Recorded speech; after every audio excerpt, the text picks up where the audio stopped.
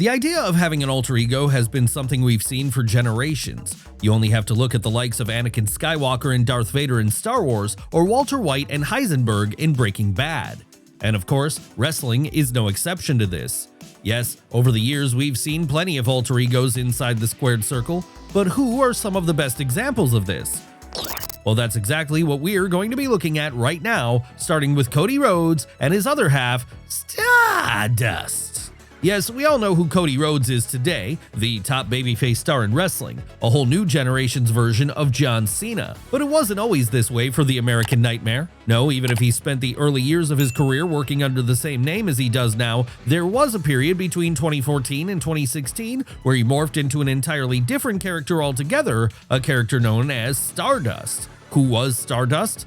Well, he was a knockoff Goldust, the character famously portrayed by Cody's brother Dustin, with the idea being that he would essentially serve as the scrappy dude to Goldust's Scooby going forward during the mid-2010s. Needless to say then, this was not a character which did much to get the grandson of a plumber over with crowds.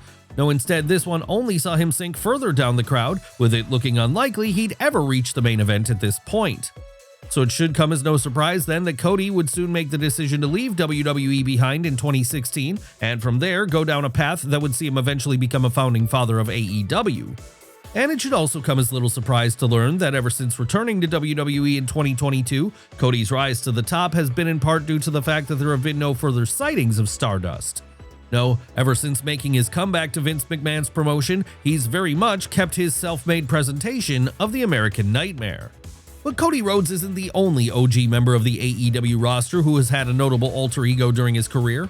No, if we look over at Jacksonville now, in fact, we can see one of those others who have done this in the form of Chris Jericho and his Dark Mirror, the Painmaker. Now, we all know Chris Jericho is one of wrestling's greatest masters of reinvention. Hell, it doesn't matter if we're talking about his time in ECW, WCW, WWE, New Japan, or AEW. The amount of different incarnations he's given us over the years is quite frankly staggering. Lionheart, Y2J, the suit and tie clad villain, Le Champion, the demo god. It's hard to keep track of them all after a while. That said, whenever he takes on a new gimmick, the Canadian goes all in with it, something which has not been the case with the Painmaker. No, in the case of the Painmaker, this has been his break glass in case of emergency incarnation in recent years, something akin to Keiji Muto's The Great Muta or Finn Balor's The Demon. And it was one which was first actually introduced in New Japan back in the summer of 2019. That was the point Jericho was in the midst of a feud with the Rainmaker Kazuchika Okada, so it's easy to see where the name for this one came from. As to what the actual character of the Painmaker would be, well, it would be Y2J attempting to go more of a sadistic sociopathic route, not unlike that of Alex DeLarge from A Clockwork Orange. And it would turn out to be so successful it would eventually make its way over to All Elite Wrestling too. That's right, ever since AEW started up in 2019, the Painmaker has made multiple appearances on their television during bouts against the likes of Eddie Kingston and Nick Gage. And each of those times, the character has made quite an impression as the most dangerous version of the man by far. Sure, we might not have seen it for a while now, given that Jericho has been playing more of a mid-card mentor role, but with the current reports out there being that he's on the verge of signing a new contract with AEW, there's still probably going to be plenty of time for the dark half of the demo god to make his return to an all-elite ring, and from there let his reign of terror continue. But let's move over to another promotion now, that being WCW, the place where Booker T had his own alter ego, G.I. Bro. Yes, let's travel back in time to the late 90s. That was when Booker T, after an early run as a very successful tag team act alongside his brother Stevie Ray, decided it was time to try something different. And boy was that a risky move, because while a duo, Harlem Heat had been one of the top tag teams in all of WCW, with them winning gold together on 10 separate occasions. That said, the hallmark of any great wrestler is often their ability to know when to make a change, and so it was that in the spring of 2000, Booker would mix things up entirely when he transformed into G.I. Bro. Who was G.I. Bro? Well, it was a gimmick that Booker first used when he was starting out on the Texas Indies, but had now brought back. Yes, he was a military man, as his name suggested, and a member of the Misfits in Action, a stable of guys who all seemingly had a competition to see who could have the wildest name possible. That's right, aside from G.I. Bro, also housed within this group were names like Major Guns, Lieutenant Loco, Corporal Cajun, and General Hugh G. Rection. Needless to say then, this was not a team which has been remembered well in the years since. But if there was one silver lining to the whole thing, it was the fact that it proved, even with this gimmick, Booker T was still going to give it his all. And that was why, once the summer of 2000 came around and Vince Russo was looking for a new young babyface to crown as the top guy, it would be the Houston native who'd be picked, with this being the point his short run as G.I. Bro came to an end as he changed back to Booker T instead. And it seems other companies have realized the limitations of G.I. Bro in the years since too, as whether it be WWE or TNA, no other promotion the 5-time WCW champion has worked for has ever attempted to revive the gimmick. Rather, they've chosen to just keep Booker in the incarnation which we all know he's best at playing. But not all alter egos have to be a downtime in a performer's career. No, on occasion this kind of gimmick can get someone even more over than they already were before. And if you need a perfect example of this in action, you only need to look towards our next subject, Gregory Helms and his superhero other half, the Hurricane. Now, Gregory Helms was always a good wrestler. Hell, even as far back as his days as a member of the WCW Cruiserweight division, back when he was going by the name of Sugar Shane Helms, he was regularly tearing it up in excellent matches against the likes of Jamie Noble and Chavo Guerrero Jr.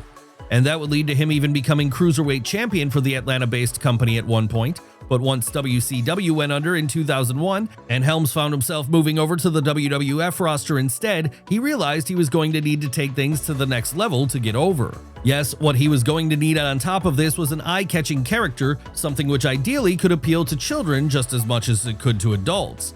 And so, this was why, in the summer of that year, he began transforming into the Hurricane, wrestling's resident caped crusader. That's right, from here on in, Gregory Helms would no longer be known for being a flashy cruiserweight star.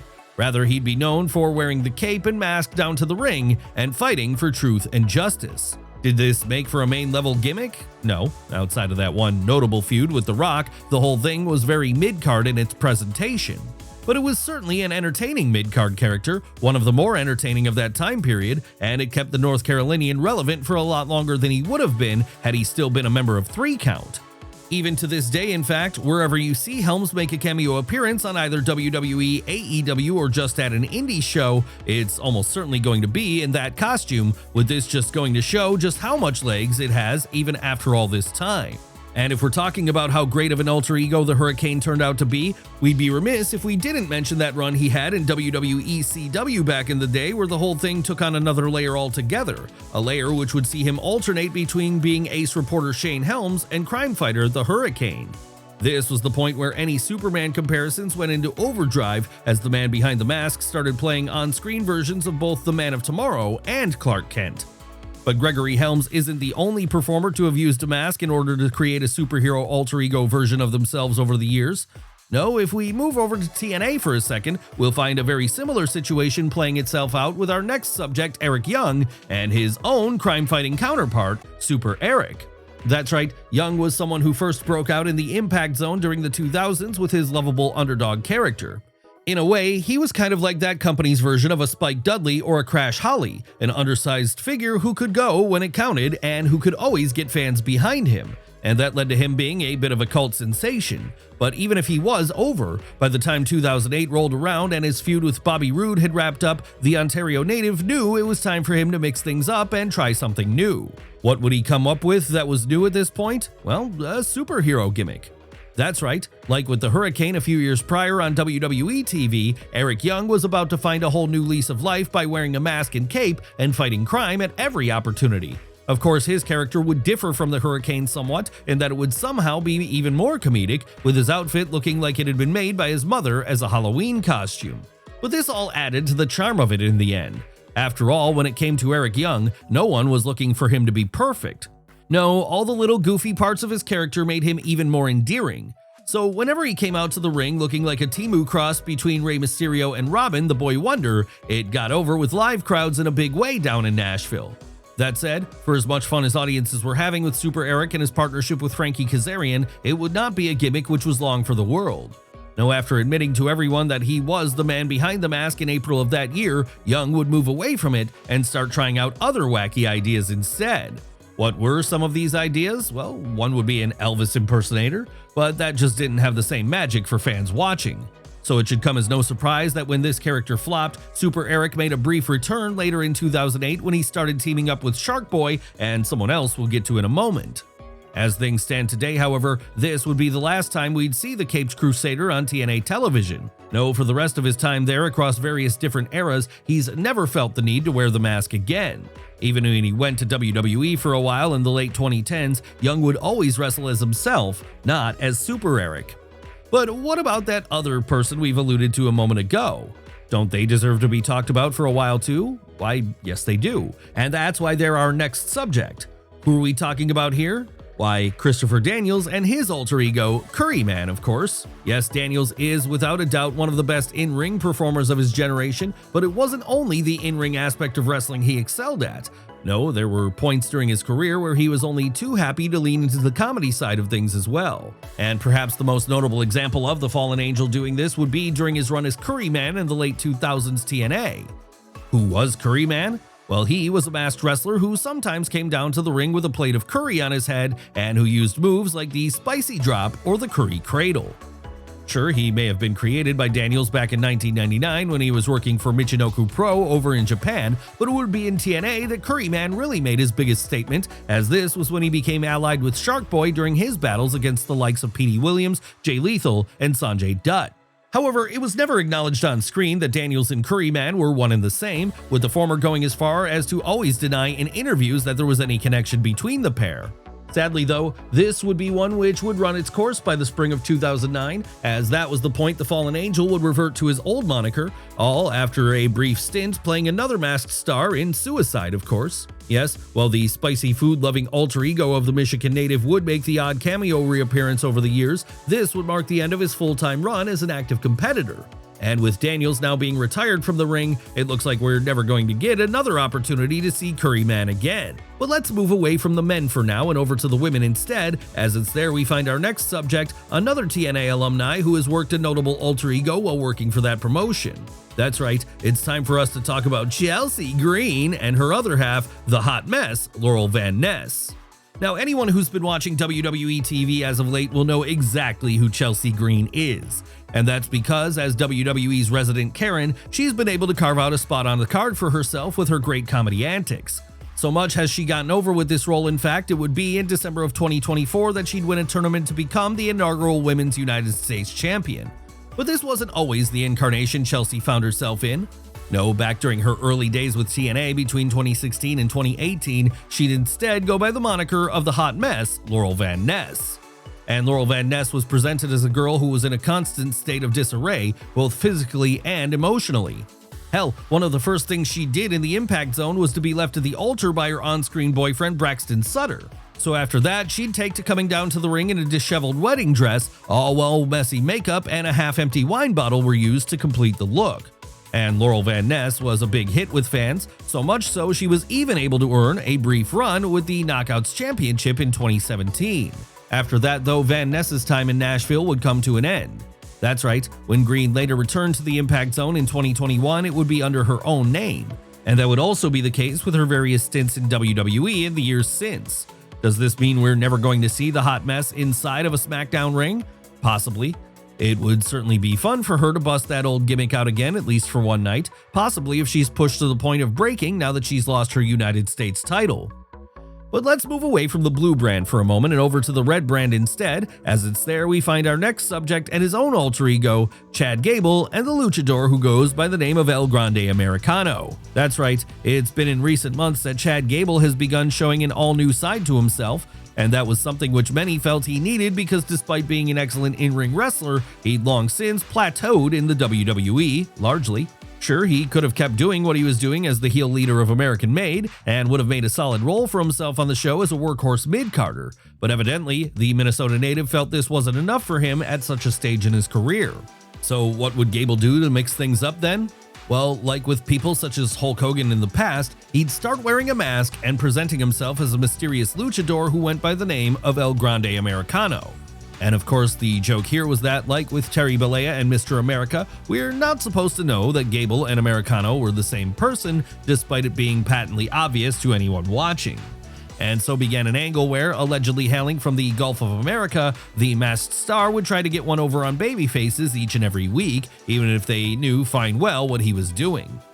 As to where things will go for both Chad Gable and El Grande Americano from here, well, we assume the end goal is Chad being unmasked and his plot revealed. That's right, before the year is out, we'll likely have seen the last of El Grande Americano. It really is just a question of who will be the one to end his run. But let's move back in time again to look at the biggest babyface star of Jim Crockett Promotions, and the time he decided to wear a mask for a while and present himself under the guise of an alter ego. Who are we talking about here? Who else but Dusty Rhodes and the Midnight Rider? Yes, it was back in 1988 where, right as JCP was on the verge of transforming into World Championship Wrestling, their top babyface and booker Dusty Rhodes was about to give us all a very odd angle indeed. What did this angle entail? Well, after running out to help Tully Blanchard from an attack from the Four Horsemen, the American Dream would accidentally strike Jim Crockett in the head with a baseball bat, and as a result of this, he'd be kayfabe suspended for the next 4 months. But this didn't mean Dusty had any intention of being off camera for those entire 4 months, of course. No, he already had a workaround planned, a workaround he'd first used in Florida 5 years prior when he'd fallen into similar trouble. And that workaround would soon become apparent to fans when in the weeks following, a mysterious figure named the Midnight Rider would start appearing on JCP television, one who sounded remarkably like a certain son of a plumber. And this was another case where the joke was that it was very clearly Dusty Rhodes under that ill-fitting black mask. Come on now, he didn't even try to change anything else about himself. And that was enough to let fans in on the gag as they watched the Four Horsemen grow more infuriated every week in their failed attempts to prove to their bosses that the man who was meant to be suspended was still walking around on TV. So with something as fun as this, you'd expect there'd be a big payoff, right? Well, unfortunately, there wasn't one. No, after a few weeks, the whole thing would just be dropped out of the blue, with Dusty eventually returning to TV as if nothing had ever happened, and no one ever mentioning the character again until it made a brief appearance for TNA several decades later. But let's move away from the Midnight Rider for now and on to our next two subjects, Sami Zayn and El Generico. Now, we all know who Sami Zayn is. After all, in recent years particularly, he's been able to break out in a major way as one of the top babyface stars in WWE, with this being something which happened after his excellent run in the Bloodline saga. And even before that, if you were watching NXT during the Black and Gold era, then you'd have been there to see his rise all the way to the top of the card as he finally managed to win that brand's world title. And then there's El Generico. Who was El Generico? Well, he was a masked luchador most famous for his time wrestling on the indie circuit for the likes of Ring of Honor, Pro Wrestling Guerrilla, and Chikara during the 2000s. Obviously then, because El Generico disappeared around the same time as Sami Zayn rose to prominence, it led to a theory developing that the two are actually one and the same person.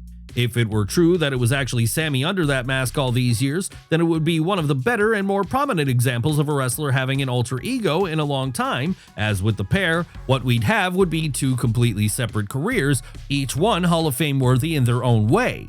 Come on now, well, Generico never made it to WWE, with him not being seen since the early 2010s, he did have a lot of success in some of the aforementioned indie promotions he was a part of. That said, for all the success El Generico had, it's nothing compared to what Sami Zayn has been able to do, as he's had a great run in WWE, with the peak so far arguably coming at WrestleMania in 2023, where he won the undisputed WWE Tag Team titles alongside Kevin Owens. And who knows, maybe one day we'll see El Generico again, and maybe he'll main event to WrestleMania of his own. But whether the theory is true or not that Sami and Generico are one and the same, the fact remains that both are spectacular performers, as are each of the wrestlers we've looked at today.